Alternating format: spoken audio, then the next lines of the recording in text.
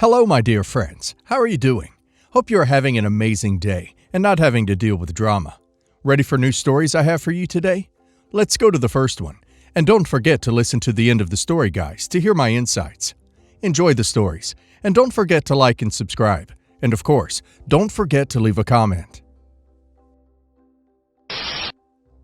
I'm a 29-year-old woman who's been through a lot with my family, and now it feels like it's all come around in the most unexpected way. I've spent years trying to move on, but now they're back in my life, trying to connect with my daughter, and I'm not sure how to handle it. So here's my story, and I'm hoping for some clarity. Growing up, my parents were always very strict. They had very clear ideas about who I should be, what I should do, and especially who I should marry. Status, money, and reputation meant everything to them. Love and happiness? Those were nice bonuses, but not necessarily in their world. My parents made sacrifices to provide me with an upper-middle-class lifestyle, private school education, and a debt-free college experience. While I'm grateful, I've always felt those gifts came with invisible strings. In college, I reconnected with my high school sweetheart, Jack. We'd been close friends since we were teenagers, and we started dating seriously. Jack isn't from a wealthy background. He grew up in a modest family that taught him the importance of kindness, humility, and love. He was everything my parents weren't. When they found out, they immediately dismissed him as someone I'd grow out of, and a phase, rather than a serious relationship. When I graduated, my parents started introducing me to eligible bachelors from influential families. The main candidate they favored was Mark, the son of their wealthy friends. Mark was set for life. He had a cushy job at his dad's company, a trust fund, and even a family home that would one day be ours if I agreed to marry him. My parents were insistent, pushing me to give Mark a chance, and for a while I agreed to meet him, mostly to appease them. Mark and I had a few dates, but there was absolutely no connection. He was arrogant, entitled, and totally uninterested in anything beyond his own world. Conversations with him felt forced, shallow, and exhausting. Meanwhile, I was still in love with Jack, who had been patient and supportive as I tried to sort through the tangled mess with my family. When my parents realized I wasn't falling for Mark, they turned up the pressure. They staged family interventions, talked to me about duty and sacrifice, and insisted that I was being selfish for not seeing the bigger picture. Then came the ultimatum: marry Mark or be cut off. My parents gave me a choice that wasn't really a choice at all. I knew if I chose Jack, I'd lose my family's support, but I couldn't imagine spending my life with someone I didn't love just to keep them happy. So I chose Jack, and my parents followed through. They disowned me, cut me off financially, and made it clear that as far as they were concerned, I no longer existed in their lives. For the next few years, Jack and I struggled, but we were happy together. We got married in a small ceremony without any family from my side. Jack's family embraced me, and for the first time, I felt like I was part of a family that loved me without conditions. We built a modest but fulfilling life, eventually buying a small home, and then 2 years ago, we welcomed our daughter Lily into the world. Lily is everything to us. She's smart, funny, and full of joy. Despite our financial struggles, we felt blessed and content. A few months ago, I decided to return to work to help support our family and save for Lily's future. We don't make a lot, and we're by no means rich, but we're managing. My sister, who I'll call Anna, offered to babysit Lily while Jack and I worked. She's been one of the few family members who kept in contact with me after everything went down, and I thought we had a solid bond of trust. She assured me she supported my choices, so I never doubted her loyalty. Everything seemed fine, until a few weeks ago. I started noticing Lily saying words like grandma and grandpa during playtime. She'd look around as if searching for someone, and sometimes she'd get sad and say, "Where's Grandma?" It caught me off guard. We hadn't introduced her to any grandparents, so the only logical explanation was that she was picking this up from somewhere else. One day, I decided to leave work early as a surprise and go home to see Lily. When I arrived, Anna was loading Lily into the car. She looked flustered and told me they were going to the park, but something felt off. So I pressed her, and after some back and forth, she broke down and admitted that she'd been secretly taking Lily to see my parents for the past few months. I felt my whole world crash around me. My sister, the one person I thought I could trust, had been taking my daughter to see the people who disowned me. The same parents who hadn't reached out to apologize or acknowledge the hurt they'd caused me were now sneakily inserting themselves into Lily's life. I was furious. I told Anna to leave my house and that she was no longer welcome there. After taking some time to cool off, I decided to confront my parents. I called them and, without holding back, let them know how hurt and betrayed I felt. Their initial reaction was to justify their actions. My mother claimed they deserved to know their granddaughter and that I was being petty by keeping her away. My father chimed in, saying that it was time I stopped being selfish and thought about Lily's future. I reminded them of everything that happened, how they'd cut me off, disowned me, and left me with nothing because I chose love over money. I told them that after the pain they'd put me through, they didn't deserve to be a part of Lily's life. That's when they suddenly changed their approach. My mother started crying, saying they'd made a mistake, that they were wrong, and that they wanted to make it up to me. Then came the offer that floored me. They said they'd leave their entire inheritance to Lily if I'd let them be in her life. They promised to support her financially, provide for her education, and give her everything they'd initially intended for me, as long as I allowed them to have a relationship with her. Their words left me speechless. They seemed to think they could buy their way into Lily's life, as if money would somehow erase the years of hurt and betrayal they'd caused. I told them, firmly, that Lily didn't need their money. She needed a loving, stable family that valued her for who she was, not for the social benefits or financial security she might bring. After that conversation, my phone exploded with messages from family members. My sister, who apparently told everyone what happened, has been calling and texting, saying that I'm being stubborn and petty for holding on to past grudges. She argued that my parents are trying to make amends and that I'm depriving Lily of a potentially wonderful relationship with her grandparents. My aunts, uncles, and even a few cousins have also chimed in, accusing me of overreacting and claiming that everyone deserves a second chance. But here's the thing. I'm not sure my parents actually care about Lily. I feel like they're only interested in her because they see it as a way to restore their image, to have a grandchild they can show off to their friends. If they truly cared about family, wouldn't they have reached out to me years ago? Wouldn't they have tried to repair things when they saw I was struggling? Instead, they waited until I had a child they could dote on, ignoring me as if I didn't matter. I'm torn. On one hand, I want to protect Lily from the toxic environment that caused me so much pain. On the other, there's a nagging voice telling me I might be depriving her of a relationship that could benefit her. It's hard to know if my actions are driven by a need to protect her, or if there's a part of me that's still deeply hurt and angry. I told my parents they wouldn't be seeing Lily again, and that they need to respect my boundaries. They've been crying, pleading, and doing everything in their power to make me change my mind. But I'm standing firm, at least for now. So, Reddit. Am I the a-hole for refusing to let my parents see my daughter, even after their apologies and promises of an inheritance for her? OP's parents made their choice when they disowned OP for not marrying someone they approved of. It's not fair for them to waltz back into OP's life now that it suits them, especially through sneaky tactics. Trust is so hard to rebuild once it's broken, and I think OP is absolutely right to protect her daughter from that hurt. It's not about being stubborn or petty. It's about setting healthy boundaries for OP and her family. And now let's hear the community's opinion. I can understand why you're upset, OP, but I'd recommend taking a step back and thinking about the long term here. Maybe you could set up a meeting with your parents to outline exactly what a relationship with your daughter would look like on your terms. If they genuinely regret what happened, they should respect the boundaries you put in place. That way, your daughter gets to know her grandparents in a way you control, and you don't cut ties completely if that's something you'll regret later. Not the a-hole. Your parents disowned you, let you struggle, and only now that you have a child do they care. That's not genuine love. That's manipulation. Their inheritance offer feels like an attempt to buy your forgiveness. Stand your ground, OP. They didn't support you when it mattered most, so they shouldn't get to swoop in now. Your sister also crossed a major line, and it's good you set boundaries there too. I get that you're hurt and angry, and with good reason. Your parents were unfair and controlling.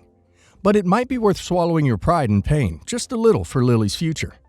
Think about the stability and opportunities an inheritance could provide her, especially if things are already tight financially. If you set firm boundaries and make it clear that their relationship with Lily is on your terms, maybe there's a way to give her the best of both worlds. You don't have to forgive them or let them fully back into your life. But maybe using their support for her benefit could be a win-win. Before I start, keep in mind that we aren't doing good financially. So my husband bought his 13-year-old daughter a bike. It was about $200. My 11-year-old daughter secretly liked it and asked if she could get a few rounds with it. My stepdaughter said no, which was understandable, seeing how obsessed she was with it the first couple of weeks. My daughter asked again, but was told no, even though we tried to compromise on time. It was pretty frustrating for my daughter, especially when she sees the bike. Fast forward a week later. Stepdaughter no longer rides the bike as often, and most of the time it just lays in the garage. The other day, my daughter called me crying. I freaked out and had to go home because I couldn't make sense of what she was saying. I got home and found my daughter on the porch crying. My husband was inside watching TV. I asked her what happened, and she told me she had asked her stepsister to play with the bike, but she refused. And when my daughter pointed out how the bike was just lying in the garage with no use, her stepsister shouted at her, saying she'd rather throw the bike in the ocean and let it rust than let her ride it. My daughter started crying, which made my husband call her an entitled brat and punished her for persisting. I was fuming. I confronted him and he casually said, "My daughter should not feel like she has to share what she has with anyone. It's her bike, and if, my daughter's name, want a bike so bad and you think she deserves it, then go ahead and go get her one." I said, "Damn right I can, and I will." I took the money I saved up to buy him a gift, a watch, for his upcoming birthday, and bought a new bike for my daughter and let her pick the color. Not gonna lie, after seeing her sad for weeks, I felt happy for her. My husband and stepdaughter just watched, but when my husband asked where I got the money and knew it was his birthday gift money, he flipped his crap. He yelled, saying I shouldn't have touched his gift money, and said that I promised him, and he already told his friends about the watch. I told him about how he let his daughter treat mine and encouraged the attitude she had about the bike.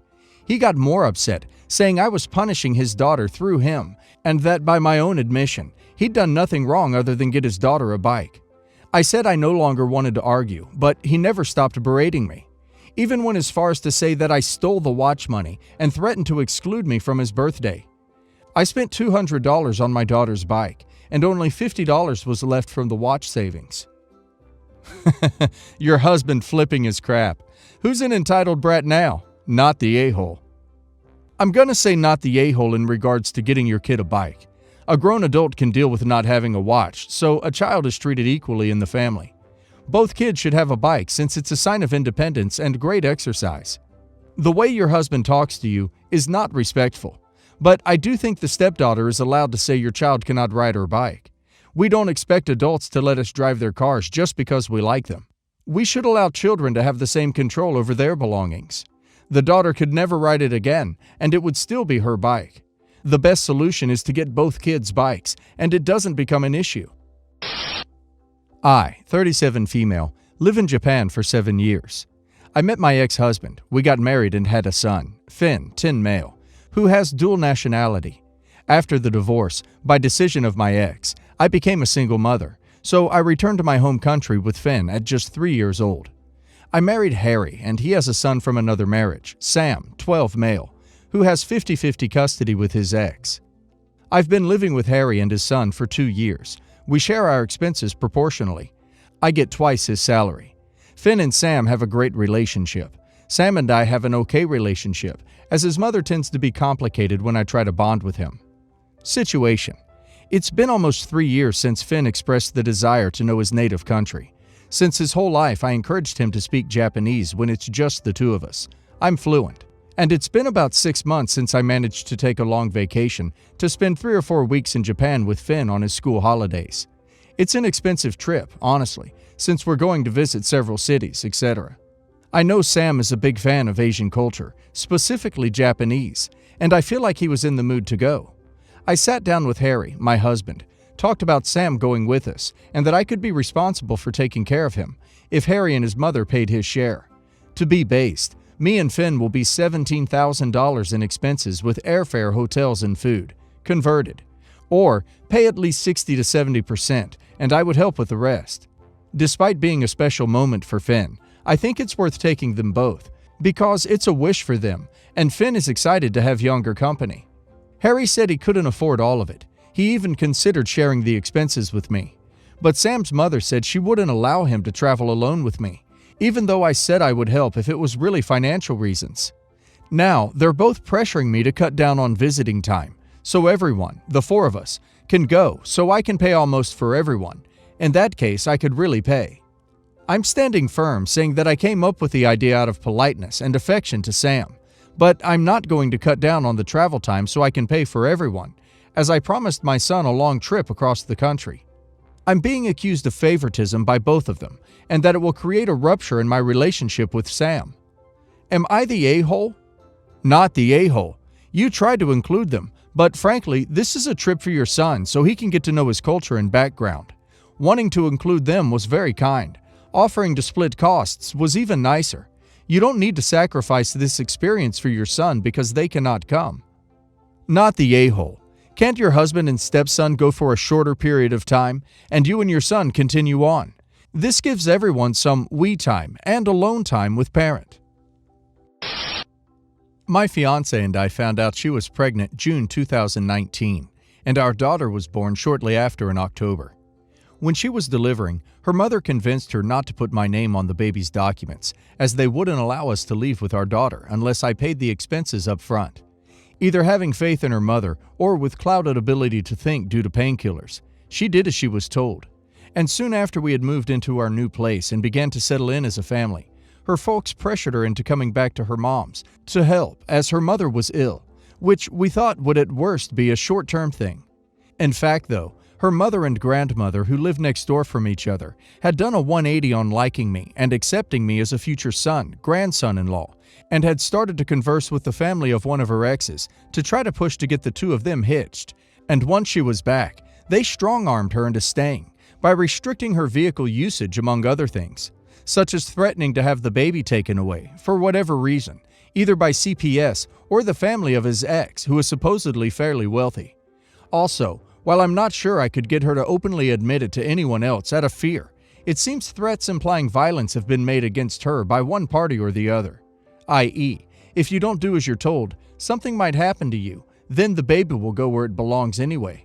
It wasn't until some time after this first occurred, where they pushed her into coming back to her mother's in December 2019, that I became aware of the fact that I had not been put on the birth certificate, and since, I've been trying to figure out my best course of action. From what I can tell, there should be no reason the baby could be taken away from her, as in she has no criminal records or history of alcohol use, and is a well-rounded and stable individual. That aside, I want parental rights to my daughter, even if it were to come at the expense of child support, if for nothing more than to assure my fiancé that even if her family were to somehow try and have our daughter taken, that I would be first in line to get her before any other party. My fiancé wants me involved in our daughter's life, and furthermore, still wants to be with me, and she tries her hardest to visit me often, albeit she's only been able to manage maybe a day or two each month since they moved her back to her mother's on average. But I'm afraid if I can't provide a situation in which my fiancé knows our daughter will be safe and not at risk of being stolen from her, she will never have the spine to stand against her family or her ex's family and walk away. Any help or advice would be greatly appreciated. This is getting a little nuts. You need to go file for paternity and custody of your child and get the kid out of that house. The mother of the baby obviously has no ability to make good choices for herself or her child. You need to take action. She tries her hardest to visit me often, albeit she's only been able to manage maybe a day or two each month. That isn't how adult life works. The mother has decided to raise the child by themselves and is pushing you out.